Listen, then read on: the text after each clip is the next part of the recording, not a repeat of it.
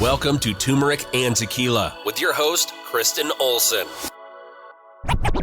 Questioning a better way, one gracefully disruptive conversation at a time.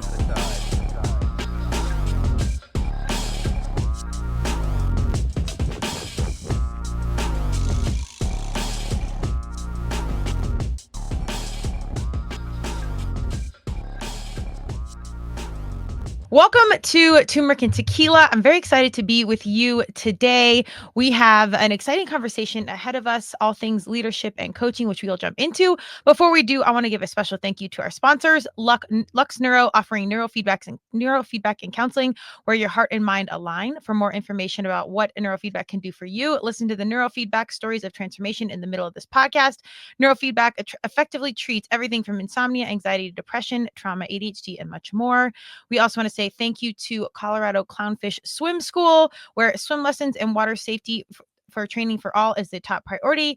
They believe in life skills through sports. Come waterproof your family today. Check them out at coloradoclownfish.com. And last but not least, Declan James Watches, Navy SEAL owned. 10% of the profits all go back to the Navy SEAL Foundation, local fellow CrossFitter, all made in Colorado. So check out those watches if you're looking for something this holiday season or new year when this podcast come out. So without further ado, the Dr. Greg Stewart, welcome to Turmeric and Tequila. Great to be here. Thank you, Kristen. Absolutely. So we've got a lot to unpack, but Greg is a counselor, a coach, a consultant. He's on the business side. He's an author. He owns Becoming More Counseling, and he's all about empowering change. If you listen to Turmeric and Tequila, you know we are here for graceful disruption, aka positive change, and those taking the authority and personal responsibility to do it. So, Greg, why don't you tell us a little bit about yourself, and then we'll get into your young self. All right. Okay. So basically, I'm a full-time telehealth counselor. Got started doing this about 4 or 5 years ago. I came from a behavioral health hospital where I was working with, teenagers in struggle. But throughout my career, I've been a counselor, a coach, a consultant, an adjunct professor, I can tell you the whole story, but basically delved in a whole bunch of different things. I was actually even a pastor in Michigan for 15 years. And it's really about that whole concept around helping people grow. I love the way you just described that, that introduction to change process. That's the way it's supposed to be, but that's not how it always happens. But that's what I do and who I am. So I just wrote my first book. And coming out with my second book actually in February, that's an addendum to this one that we can get into. But yeah, it's an exciting time, and I love being here and helping people. That's amazing. And I think, sometimes in leadership, I have this long running argument with many of my fellow professional friends. They're more in the corporate world, but I'm kind of a believer that leadership can't necessarily be taught. I really think it's in you or it's not. But a lot of corporate people will disagree with me. My thing is, I think it's, like I said, in the cards early. So tell us about yourself as a young person, because again, I think those signs are there and then we just somehow develop them as we go. But tell us about young Greg. Yeah. So, real quick, I became actually a Christian because this was way into it when I was a kid in junior church. Like a lot of us went to church as a kid. And then my parents quit going, which meant I could go. And then I did the party hardy teen years, right? And then suffered the consequences from those years. And then, came back to the church and then kind of felt called where I wanted to go into the ministry. But I was one of those adults that, I was on the 9-year program for my bachelor's. And I started the adult program way back in the 90s where they had one night a week and get your degree. And it was in organizational leadership, which I thought was great, but I just needed to get my bachelor's done so I get into seminary. So I got my bachelor's done, started seminary, but my first semester in seminary, I took philosophy of counseling. Yes. And my eyes were open, right? For all the material, how good it was, but also how many issues I had, right? So also an application there. So I immediately mapped out a dual master's degree. So I got my MDiv in 3 years. And then right at that time, after my MDiv, as I started working on my second master's, it was like a perfect storm where in one aspect, I came across the book, Emotional Intelligence by Daniel Goleman, right? Famous book. And then I started teaching as an adjunct professor in all the organizational leadership courses I took. And that's where I fell in love with that material. And then I was underneath a leader who had, his own, struggle. So it was this perfect storm. So after I got my MA in counseling and started doing clinical work, I then started my PhD in counseling, but I did my dissertation on the relationship of emotional intelligence with job satisfaction and organizational commitment. Then started my consulting career at a very, Fortune 500 medical device company where I'm from.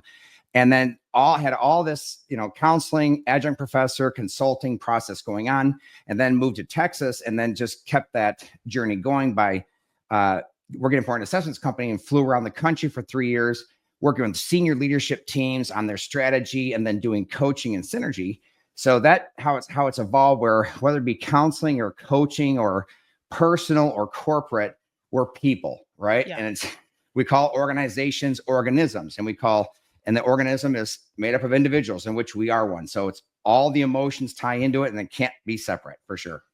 Amen. We actually need a couple hours to unpack all that, which I love because there's so many layers there. Here's the thing with all those academic credentials, and it sounds like you're human like myself, where our best learnings are experiential. And so some things you got to trial and error, and, Jesus drank wine. So, we can unpack these in different angles.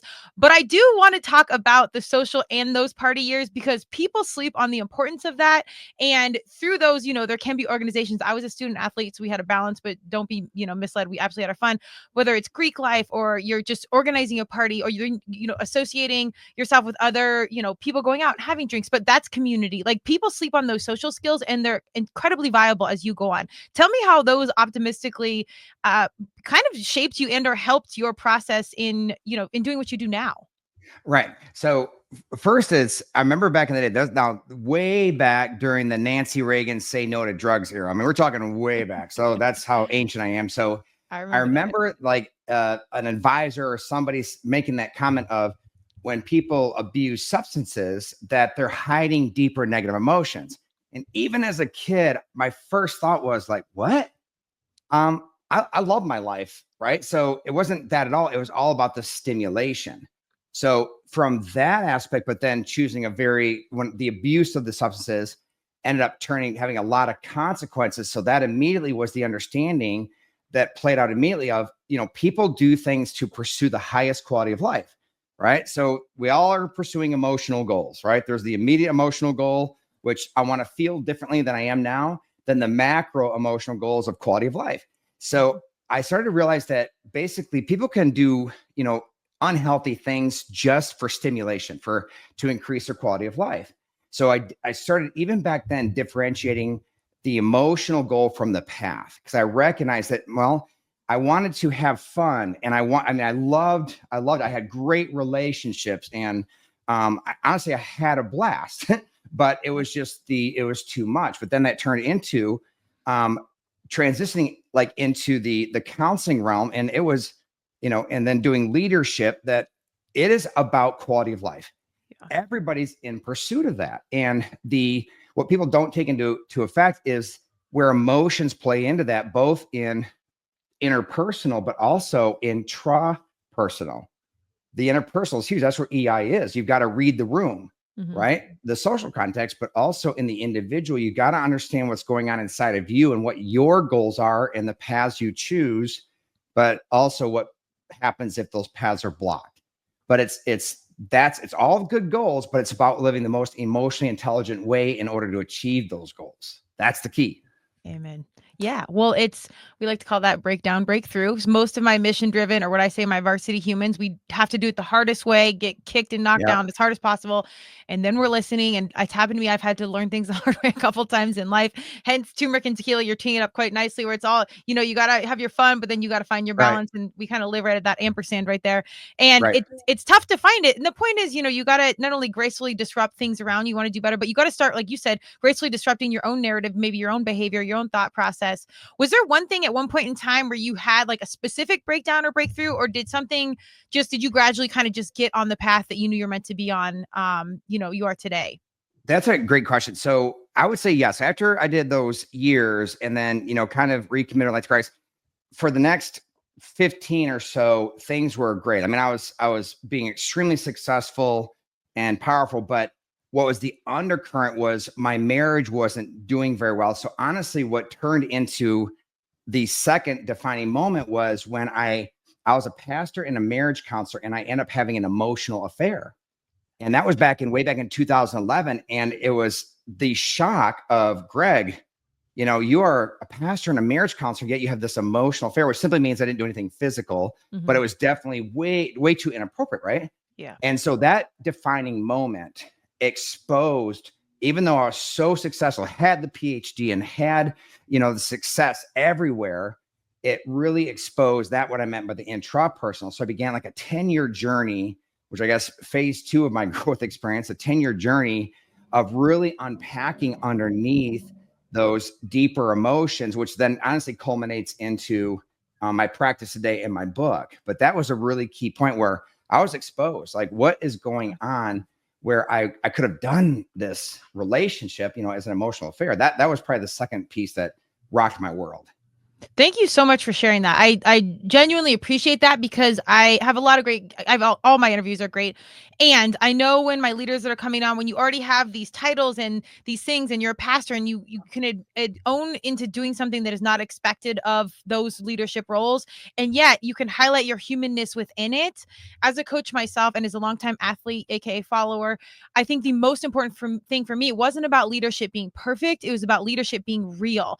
And I think our young people, more than our generation, are tied in and aware and can sniff out authenticity even quicker. So I always encourage my leaders, not that I know everything, but I've just been on that other side so much, that just be real, tell us the truth. And I think that humanness and that owning it is more powerful than the actual message. But at minimum, it opens that door that much wider to being vulnerable and connecting with the people you're coaching and or speaking to or what have you. Because the point is, none of us are perfect. And the key is just getting back on track and having the awareness of like, oh shit, like I shouldn't be doing this. This is a thing. And that's really hard, because those things also, I've been in similar situations. It doesn't just impact you, it impacts your partner, Everybody. the people around you. And the takeaway is, if you're listening, there's a way out. There's a way to correct. There's a way to get back in. And likely I do think things happen for a reason, so we can all level up. But what was your first step in being like, okay, I've got this awareness. I know this is not how I want to be living my life. What's my first step in breaking free to get right back on the right path? So right there, I had a fork in the road, right? So what do we all do? So a key leadership principle I like stating is leaders overcome obstacles everybody else wishes they could overcome. That's what makes them leaders, right? And those obstacles are not just in success, but the obstacles are also the things that we don't want to face. So what I had to face, what was, instead of, I could blame my ex-wife all day long, right? So we go through a divorce, like our marriage wasn't able to recover. And I could focus on how angry, upset I am with her. But what I had to do was I had to figure out what's going inside, because I'm a big believer, again, leadership and coaching is, regardless of what your circumstances are like, regardless of what your environment is like, you choose to respond. And I knew that when it came to leaders, that's actually the test, is to be able to overcome the environment. But so you can't blame the environment for, holding you back or putting you in a situation. So it was really that deep dive, which is actually the subtitle of my book, that unlock the negative emotions and the power and strength behind them, because it's walking into those negative emotions, whatever they may be, that actually unleashes not only a strength, a resiliency, a power, which is EI, but also what we need to do is go deep, where it ends up, if you walk through those negative emotions and figure out, my insecurities, that I wanted to be pursued and validated so bad. And it wasn't from any wounds from my childhood. It's just Greg being Greg, but it was the gap, or that when it didn't happen, that I inflated and I just needed to fill it from somewhere, which a lot of leaders do get into, right? So what bad happens if you're not pursued or validated or credited with what you want to be? And it's that experience of that gap that creates the negative emotions that we have to kind of go inside, as far as how inflated those emotions are and how big of a deal are they, and why is it such a need of ours? So when I went inward and unpacked all those insecurities, and I talk about going into the basement of identity, value, and worth. And in that basement is the cellar of trauma, big T and little t. That's where it's difficult, but when we face those, that's where you find the richest amount of healing and, honestly, resilience and power and rest. Was the key defining moment where I went inward instead of just, being angry and blaming my environment and my situation. Key deciding factor, and I think we have to do, and that's what I did. That's amazing. And that, you talk about, again, our generation, it might be work, marriage. For me, it's usually fitness breaking me down, literally, metaphorically, and mentally. However, we choose on the daily. But I actually think this is a great conversation and practice for our young humans and social media, because the validation Yep. is 24/7, 365 through our cell phones. If you're watching on YouTube, you can see I'm holding my phone. It doesn't stop. And this isn't a conversation we had growing up. Do you work with any young people, or is this a relevant conversation with humans, or maybe even your adults, where this just doesn't turn off and we're conditioned to be validated all the time? Yeah, absolutely. So, I mean, honestly, the extreme of it is when I talk about the behavioral health hospital, I was a director of a residential treatment center. So it was all teenagers, and I worked on the girls unit. So it was teenage girls who experienced some 95% of them trauma and or loss of relationship with bio mom and dad. And I'm not going to share stories, but you want to talk about the legitimacy of having needs of pursuit to this extreme in our culture. So I learned at the deepest level in the heart of a teenage girl these experiences and these emotions, along with the guys, to the other side where stepping back and looking at our culture, like I like to say that I'm on a mission now, that we've seen like the pendulum, like so many years ago growing up, that it was almost like I say that truth and boundaries without grace and empathy is toxic. So back in the 70s and 80s, and that's what we're answering in our culture, is the toxicity of hurt and low empathy. But now that pendulum has swung to the other side, where it's grace and empathy without truth and boundaries is enablement. And now I think it's reached its pinnacle, and it's starting to come back. And it's now the message is, hey, negative emotions aren't bad. It's how we grow. So the validation, it's about what bad happens if you're not validated. So I simply use that, look, I don't need to be validated or pursued. I want to be, but I don't need to be. So practically speaking, in my own heart, in my own emotions, how will I know if it's a want, not a need? And there's a lot of unpacking there, but that's what it is with social media. Of course, I mean, I say before this book, 4 months ago, the only social media I was on was LinkedIn. Okay. And I've gotten on everything now. So I'm on this major learning curve. I'm 54 years old on this learning curve, but being exposed to all the social media, especially like TikTok, goodness gracious, right? And again, I'm sitting there as a 54-year-old looking at what all of our young people are experiencing. And again, it's just observing this need versus want and the reaction of people when that validation doesn't occur, or that pursuit or that agreement. So I really think our culture, our society needs to mature in a, I mean, it doesn't matter what quote unquote side you're on. It has to be a maturation of our culture. And it's right to do it right now, that it's okay. It's okay to want pursuit and validation and encouragement, all that, but we don't need it. We just simply don't need it. I'm okay if you don't, because I have it within me to have that identity, value, and worth is actually where it's at, but it's powerful. Oh, absolutely. Let's go. And it's social media, but knowing want versus need in nutrition and food, balance with fitness, relationships. I mean, that skill set is applicable to every single thing. Right. And so I talk to people about that as far as our life, like our life is a pie, that they're all slices. And like you said, there's multiple goals in our life. When it comes to, I have the goal of exercise, because actually exercise achieves the emotional goal of feeling healthy. Then you have relationships. Well, then you have personal growth and improvement. And then you have all the, like, just rest and recovery. So the key is that all of the slices that life pie fall underneath the banner of the more, the better.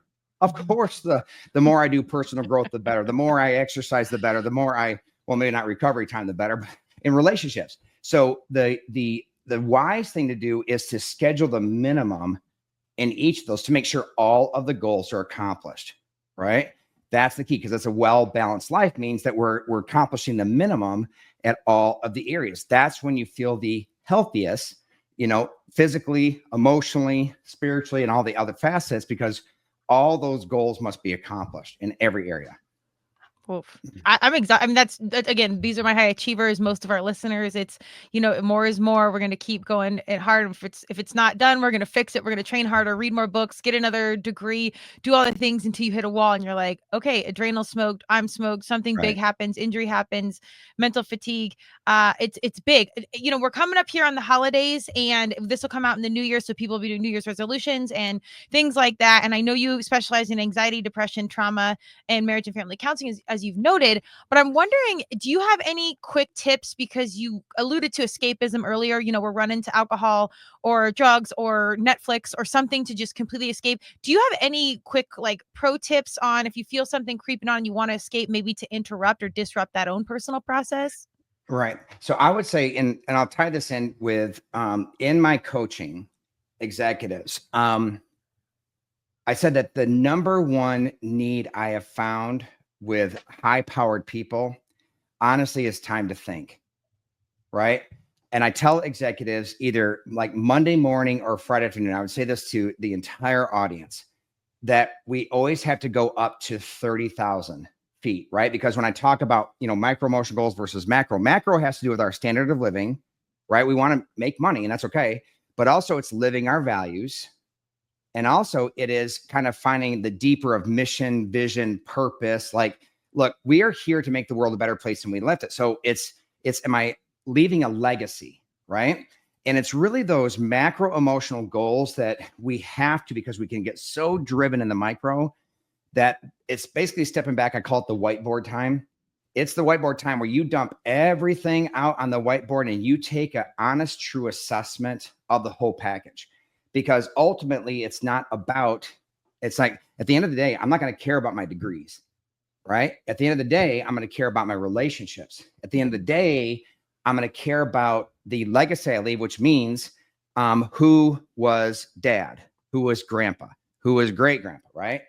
That's what I'm going to leave. And that's the legacy that at the end of the day, it's how will people describe me? And more importantly, how are people going to be influenced by me, right?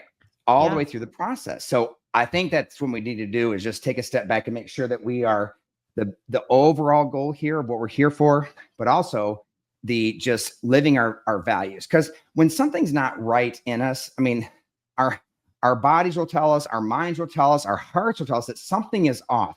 And we could be rocking it in so many of the slices of the pie, which is great. But it's almost like this area over here, which is like our value. There's some value that's screaming out saying, what about me, in a sense? And that's good and healthy because we should pay attention to it. Mm-hmm. And by doing that whiteboard time, taking a step back to take time to think and to assess just on a regular basis, it keeps us healthy because we can easily slip into a track where it's just all consuming. And then until it's, quote unquote, too late kind of thing. There you go. It's so funny because I think, as a mission driven person or seeking a useful life or the pursuit of happiness and purpose, sometimes I think we're caught up that the answer has to be something hard. Like, I need you to read these 7 books, run a 4-minute mile, and then come back, where it's actually like, I just need you to hold still long enough to let the thoughts come in, facilitate that awareness. And that's it. And it's like, well, no, wait. Like, if it's that easy, that can't be the trick. And, being one of those people, one of the hardest things for me to do is truly just sit still. Number one, because I am genuinely busy. And that's also probably part of my own situation. But sitting there long enough to where you're not controlling your thoughts, but you're actually letting go and being still. And then you can really have some sort of, I wouldn't even say meditation, but just some sort of very calm awareness of like, how do I feel? How does my body actually feel? How does my mind actually feel? And that in itself can work wonders. It's not complicated. Yeah, they use the term a lot of times, mindfulness. And the overall goal of mindfulness is to be present. So because why? What is consuming our RAM, our random access memory in our brains? Mm-hmm. It's either the past or the future. And some of the healthiest thing to do is to be present. Like, that's actually one of my values is I have, mission statement of 10 values. And one of my values is SEE, which means that because I'm so driven, I could look right past you, Kristen, when I'm sitting there talking to you. But you know what? Kristen right now is the most important thing to me, right? Yes. I love that, right? Let's go. We'll take it. I think mindfulness is the ability is to practice being still and allowing, like I picture like on a train with the scenery, allowing any thought, whether it be about the past or the future, to just pass right by you and not grab it and go down that rabbit hole, and be present. And then present has to do with what I'm feeling. Like there's a book called The Body Keeps the Score. Our body will speak to us where stress is. Our body will speak to us as far as, but when we're present, and it's just the practice of being able to not worry about the future, and then let the past go and just be here in the moment. That's the goal of mindfulness. And the goal of meditation is the ability just to exist and be here. And because right now, this is life. Yep. Nothing else matters. Like, I can't wait for Thanksgiving, but Thanksgiving doesn't matter. What matters right now is Kristen. What matters right now is Greg. And to be present is the true experience of human relationships. And then obviously in the brainstorming and everything else, like we can talk about all day long, but it's really, does Kristen feel seen, and does Greg feel seen? That's the mindfulness. That's the meditation where we just stop everything and wind down and say, okay. And in that process, things will just kind of quietly rise to the surface. And, oh, that's the slice of the pie that I'm not paying attention to, which again is very, very healthy. That's a healthy life. That's a very emotionally intelligent life, is to be able to stop and be able to do that, Which is hard. It's so hard. Sure. What I love though is if you're listening to this and you're thinking like, because I'm very into like the energy and the woo and ghosts and the whole thing, but also science and physics and math. And if you're thinking it's like mindfulness, woo, meditation, well, I mean, you're hitting on philosophy, you're hitting on physics, you're hitting on energy. Mhm. Mindfulness kind of covers all these things, but philosophy I love because reality is nothing more than applied meaning, hence marketing. We kind of build whatever we think, nothing's real. And, energy can't be created or destroyed. Heat, that's kind of the woo. So like when you're doing these things, it's really not as woo as some people think. It is very scientific based. And if you get into philosophy, Aristotle and all these philosophers have been talking about this stuff for hundreds of thousands of years. So, it goes way Chinese medicine, and we can go way into the depths. Another piece I do want to cover, because I'm fascinated with this, and this is a selfish indulgence on my end, but there's always this constant journey of letting go, whether it's, you're letting go of your old self, you're letting go of a relationship, you're letting go of a family dynamic, you're letting go of your own narrative. I think it's this constant practice as we go to continue and evolve of shedding that skin and moving forward. Do you have any good thoughts on that? Yes. Okay. So when we talk about letting go, okay, so I would say flip it. Why would we struggle letting go to begin with? Because that's actually where the answer is. I struggle letting go of something is because obviously letting in my past, something was a paradox and it did not meet my expectations. And when it did not meet my expectations, the first, especially for all of us, is to say, what was wrong with me? Because ultimately, even though we're burning all this energy processing the loss, so I would say number one is what people don't do enough of is they don't recognize loss. Because when we have to let go of something, there was loss there. Mm-hmm. That sometimes we just need to grieve the loss, but we have to label it. When I was laid off, there was loss there. So just burning all this energy about the company, but I need to kind of just process the loss. And that right there, I think, is if people just process it, there's nothing to fix when it comes to grieving, just denial, anger, bargaining, depression, acceptance. But if there's loss, just give yourself permission to hurt over the loss of whatever, the relationship, the job, the expectation. I mean, were those expectations, was it rational to want those things? Of course, then grieve the loss. And then you can then turn around once I do intentional grieving, because you can't just let it hover on you 24/7. So I say literally, and you can tie in meditation with this, once a day, every other day, take a half an hour, 7 a.m. to 7:30, and just do nothing. Listen to some quiet music and just journal and allow yourself to hurt. Now, it may seem kind of psychobabblish, but it's not. It's not, because it's not going anywhere, right? So people can deny it and avoid it all they want, guys. It will eat like a cancer in you. So do yourself what's healthy and just grieve the loss. But then once you grieve the loss, that it's okay, because why? The loss then turns into a goal. So when it comes to personal, like when I experienced that, I lost confidence or trust, right? Or security in that bad experience. So grieve the loss, but then I have to, or how people heal, when you ever hear people like get stronger and heal, like, I am stronger now than I've ever been. I wouldn't wish that bad experience upon anybody, but I'm stronger now. How do they do that? They reclaim what they lost. So I lost a lot of confidence when I got laid off. Well, now moving forward, if it's still with you, grieve, but also how do I reclaim that? It means that in every situation, I have my mental model going, you're not feeling very confident right now, are you? I say, I'm going to reclaim that and I'm going to be confident. So that's how it's almost like a broken bone that's healed. There's more bone around the break. So I would just say letting things go, grieve the loss, and just give yourself permission to hurt 3 days a week. But when that 7:30 time hits, because I lost my dad a couple years ago, because I had to put my game face on and I had to work with clients. So intentionally grieve for a period of time and then say, okay, what did I lose from that experience? And I'm going to reclaim it in my life. And that's actually what makes us stronger. So just those 2 points as far as how to let things go. Love it. And my own knee-jerk reaction in that, and I've done the journaling and I know how powerful it is. My initial fears were, though, that I'm going to get stuck in that. So I almost didn't want to go there and journal because I'm like, am I going to be able to shake this in 30 minutes? I don't want to go there. I got stuff to do. But if you're listening and you're thinking what I thought, you won't. You'll shake it and you'll move on and it processes. And like you mentioned earlier, then the science kicks in and your body will keep score. So you don't want to keep that energy harbored any which way, because I've done blood tests before it happened, like serendipitously with work, and my liver was flaring. It wasn't because of the tequila, but it was associated with anger and the time in life. And that's when I really learned about that connect. So it's worth it for yourself, your mental, but also your physical to do this practice that Greg's mentioned. And so if people, of course, if people can't like wrap it up after half an hour, then, and it's okay that's because I say when emotions are getting in the way of everyday living, if you can't wrap it up and put your game face on, you probably need to take some time, right? Because it depends upon what you're grieving from, right? Or see a counselor, but based upon the intensity. But that's like big T trauma stuff, but the stuff that we're just kind of working through and working out of, and it's been some time, it's been a couple months or 6 months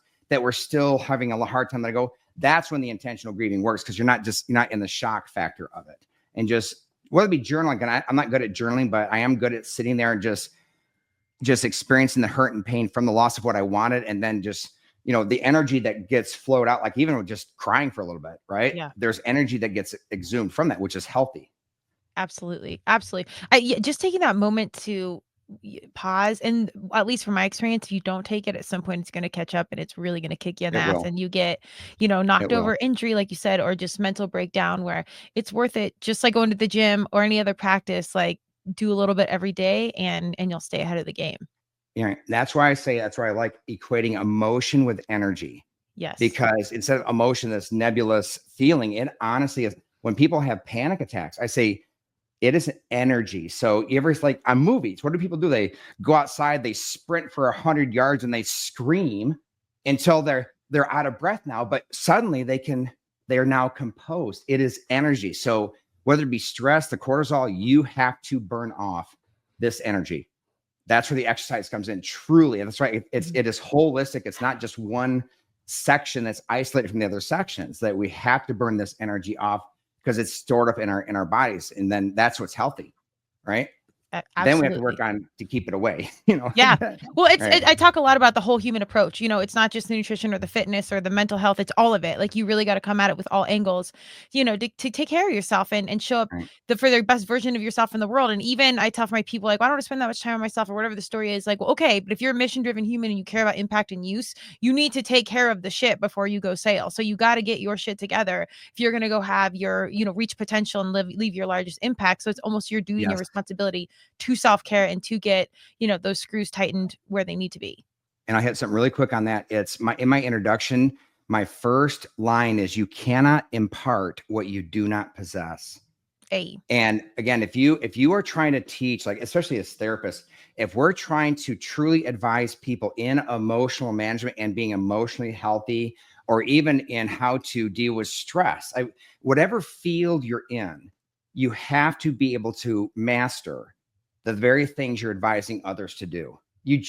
Now again, we all grow. It's not like we've perfected it, but there's a lot of key pieces here that if you're going to be a coach, in any way, shape, or form, if you're going to influence, again, leaders overcome obstacles everybody else wishes they could overcome, then you have to yourself have been able to overcome, because how are you going to teach them because where's the struggle? It's not in the ideas or what do this, and this.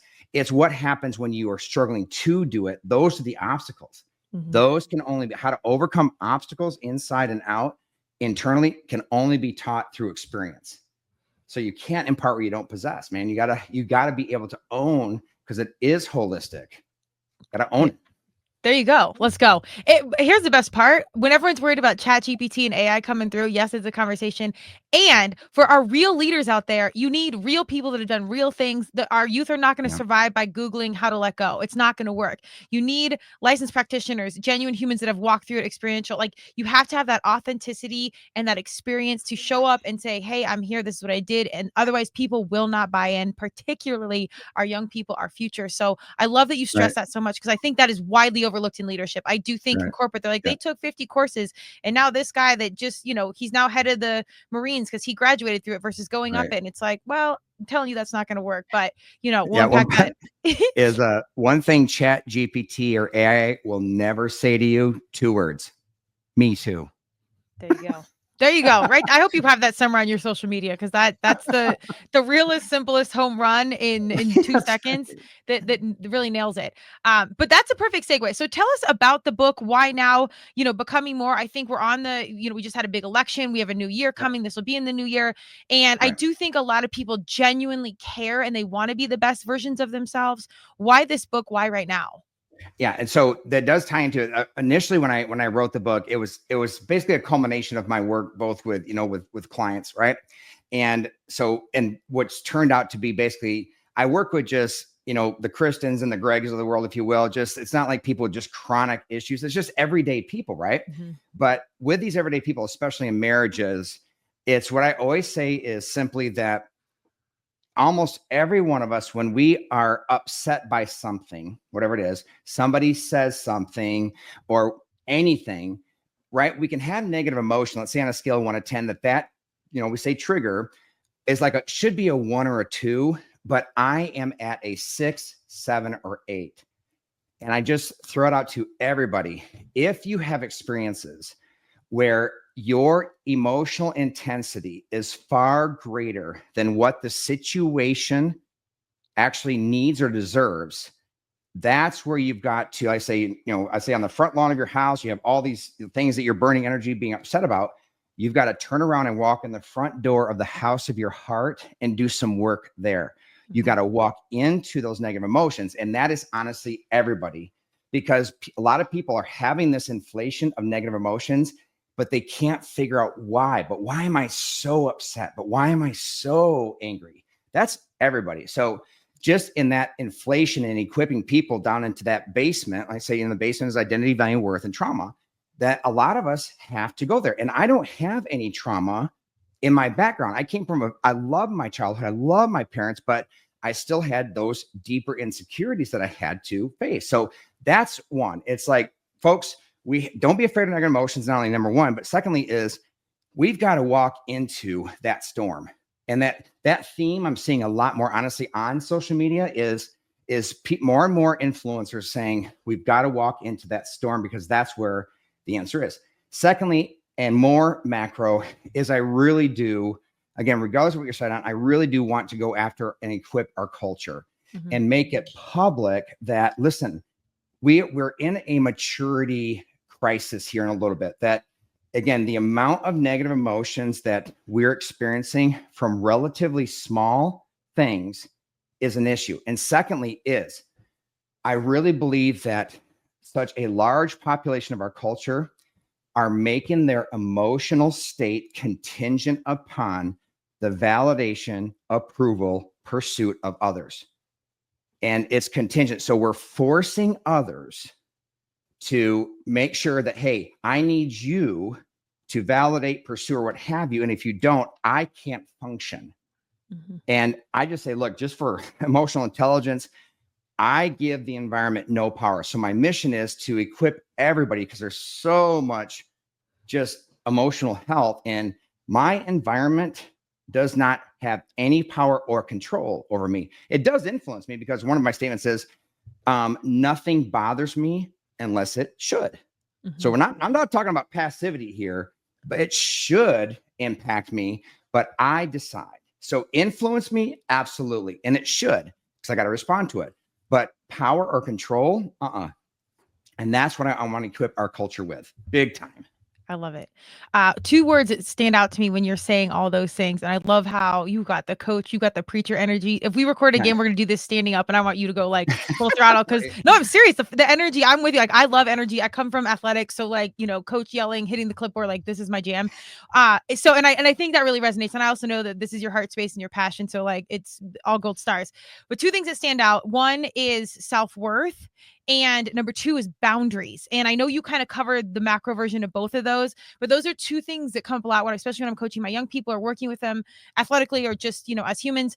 Can you tell us two things around self-worth and boundaries? Self-worth, I lean in heavy to like life skills through sports, because I think that builds a lot of self-worth, particularly for our young women or theater or whatever. And then boundaries is a constant learning thing, I think, with family and all this stuff. So anything you want to expand on those two major drivers? Yes. Okay. So on self-worth, really quick, that when I talk about identity, value, and worth, okay. So when I say to you, say, Kristen, what is your identity? Right. And when I say that, I'm not talking about any of the sexual stuff. I'm just talking about, if I asked you, what is your identity? Eventually you would just start listing facts about yourself. And those facts about you are your roles, your accomplishments, your attributes, strengths. This the whole package of this is who I am. But you also very healthily assign a value and worth to each of those. Right there's your identity, value, and worth. So, but you decide what facts you use to describe yourself and the value and worth. So then it becomes internal. So if anything I say, just the value and worth simply meaning, does this fact about me increase my value and worth? Doesn't impact it or decrease? So I use the example of, I have a high school diploma. So that fact about me decreases my value and worth. That's okay. That negative energy produced, burn it off by getting a bachelor's. That way you have control over the formation of what facts about you formulate your value and worth. So you create a strategy in every one of these areas. But secondly, you also realize that honestly, how few facts really do decrease. But so what that does is, and then there's a whole process of recognizing that who we truly are it's Greg at his best. Like I said, each of my roles, if I was at my best, Greg at his best all the time, do I like that person? Every single person, Kristen, I've asked that, go, yeah, I do. That's you. That's the real you. That's who you are at your core. All the other weaknesses and stuff, that's not you. We got to deal with it, but it's not you. So your identity and worth is the triangle with you. So when you're able to do that, boundaries are set up kind of automatically, that when somebody comes along and like says, hey, and criticizes you, well, number one is you can say, that's a true statement. So like the girls at the RTC would say, Dr. Greg, you're so extra. Now I used to think that was a compliment, but we're here to be extra in case you can't tell. I realized, I don't think they meant as a compliment, right?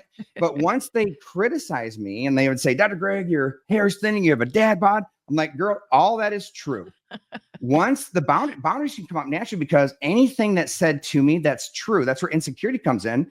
It's true, but I don't want it exposed. But once I've accepted it as my identity and I have a strategy and a plan to improve it, saying, you know what, that weakness, I own that weakness. Let me tell you my strategy. This is what I'm doing to work on it. You don't care if it's exposed. That literally insecurities vanish because I don't think, or I don't care if anything gets exposed. But also it's either true, but I don't want to own it. But insecurity can come from, it's not true, but I'm struggling to believe it's true. But if you do the mastery over identity, value, and worth, anything that's not true, you're like, okay, that's not true.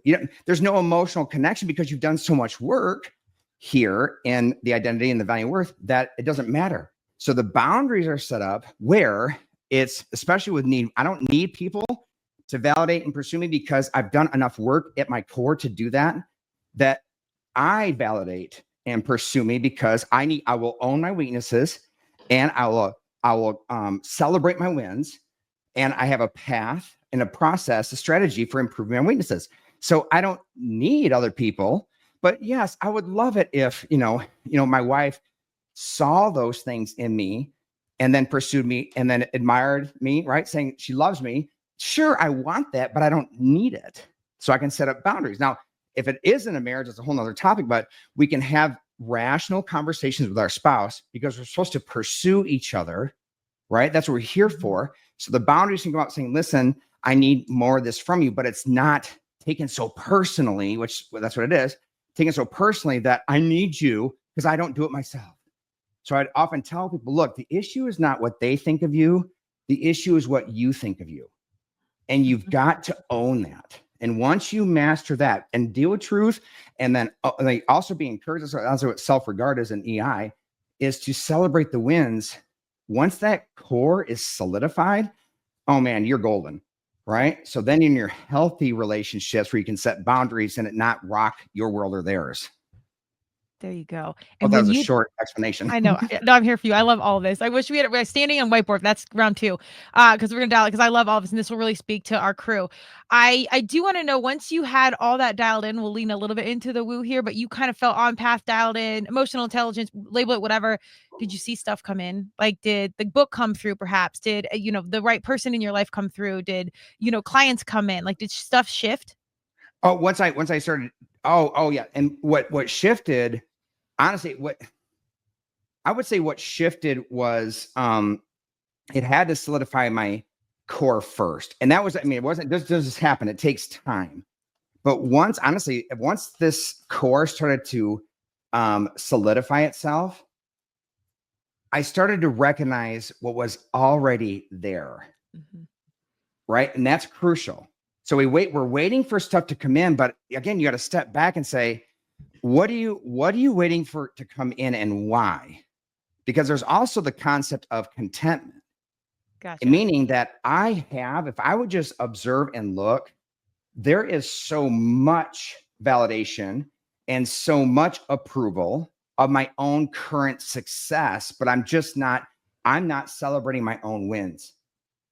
I'm always looking for a greater win. And but that appetite, people where they just burn themselves out at the next success, when yes, that will come, but you need to first step back and recognize the wins that have already happened that you're not paying attention to.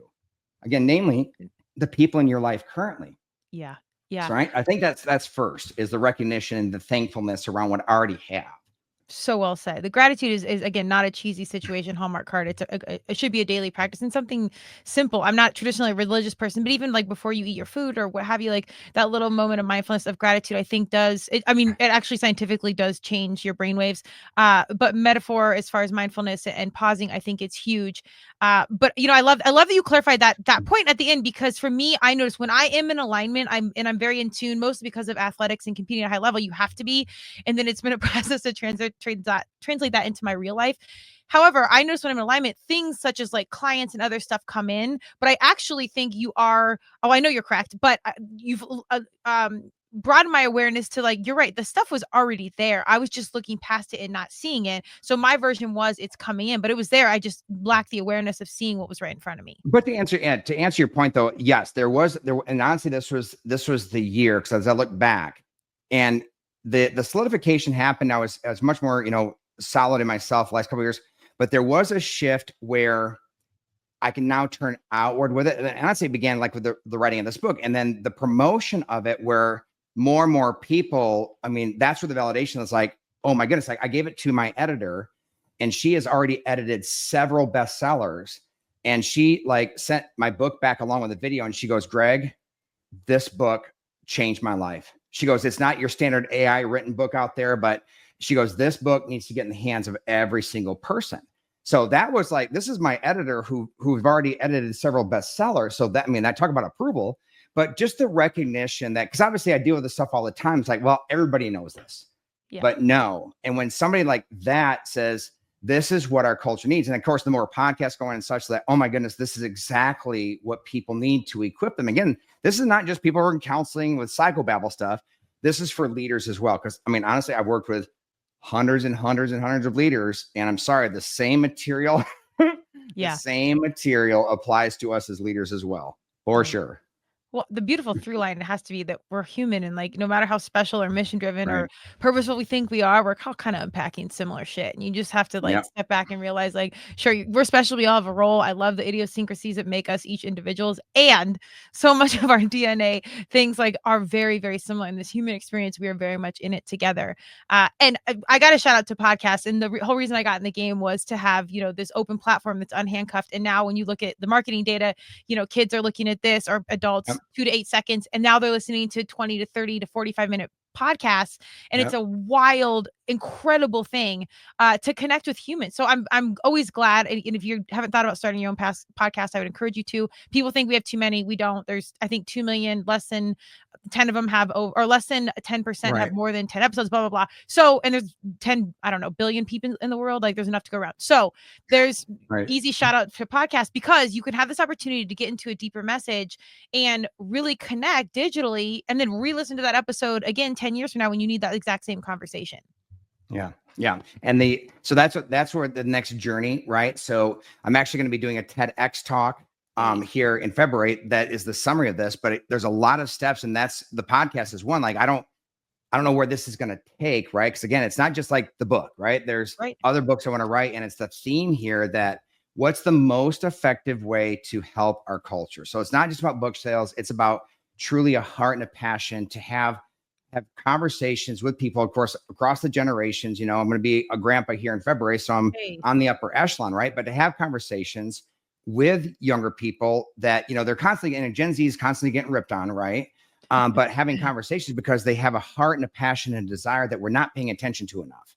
Yeah. Right. That we want to tap into because it's still their future, it's still their world. And they recognize the weaknesses of, their generation. And honestly, they recognize the weaknesses of the other generations as we all do. So it's not a matter of which generation is the best. It's a matter of we tap into the strengths of each generation and just we're teachable and open to our own blindness and the fact that each of our mindsets, which is the entire chapter 2 of talking about our mental models. Like I decided a long time ago that my mental model is messed up. It's cuckoo for Cocoa Puffs, right? That is a heart of humility that we should all have. That look, I don't have all the information and my formulas for processing this stuff. It's off. So I'm looking for insight from all people, learn from all people in all things. My goodness, if we just have that mindset, like even the I cube, that's the name of my book, Information, Interpretation, Intensity. The first I, the rule is it is illegal for me to have any opinion, interpretation, or any intensity, emotion until I have all the information. Imagine, Kristen, if our culture applied that one rule. Yeah. It's illegal for me to have any opinion or any emotion until I have as much information as I can. Because we just jump off and that is impulsive and immature. So I want to help as many people as possible, those who are teachable, those who want to grow, and they're out there, obviously, to grow. And that's kind of like the mission I'm on, to really, truly help people in their hearts and in their culture. I love it. Graceful disruption for our entire culture. Man, maturity, I would just say minimize reactivity. Like just don't react. Like just take a second before you react. And if you've been in any athletic, personal, emotional relationship, usually your immediate reaction, you just take that breath, man, it'll save you a lot of time and energy before you say anything to the ref, to the spouse, whatever, just breathe. And that'll save you thousands of dollars and hours in therapy. I'm here for all those things, but graceful disruption. I love that. Yep. Yeah. We spent a lot of time trademarking that. So if you want a whole podcast on that, we're here for you. But yes, there was a company that actually tried to own the word disruption. So on the flip side, I'm very excited about it because I know our disruptors are out here and we know there's a better way. We know we can level up. And most importantly, again, I think people care and want to know this intel. They want to do the quote unquote right thing, or they want to be better. So I think it's an exciting time to be out here. It's an exciting time to be on the mic and doing what you're doing. I could ask you 100 more questions, but let us know where we can find the book, more intel on you, links, websites, anything. Hit us with the details. Right. So real simple. The book's on Amazon, of course, but all of it, social media, everything is just go to becomingmore.com. Right. So just becomingmore.com, or you can go to icubedbook.com. So that would go to my website, and then that kind of takes off from there. But my book's on Amazon, of course, but people, it's easy to remember becomingmore.com. It's a participle, becoming on a constant process. It's perfection. It's progress, not perfection, becomingmore.com. And we got it. Let's go. Amen. Dr. Stewart, thank you very much for And your thank time you. and energy. Yes, absolutely. Such a pleasure. I want to thank our sponsors. Thank you, Lux Neuro, and Neurofeedback and Counseling. Lux Neuro wants to meet you, and they are ready to transform your life. Visit them at luxneuro.com. Colorado Clownfish Swim School, swim lessons and water safety for all. Come waterproof your family today at coloradoclownfish.com. Thank you for joining us. Look for this podcast wherever you get your podcast, and the video will be on YouTube. Cheers. Thank you, Kristen.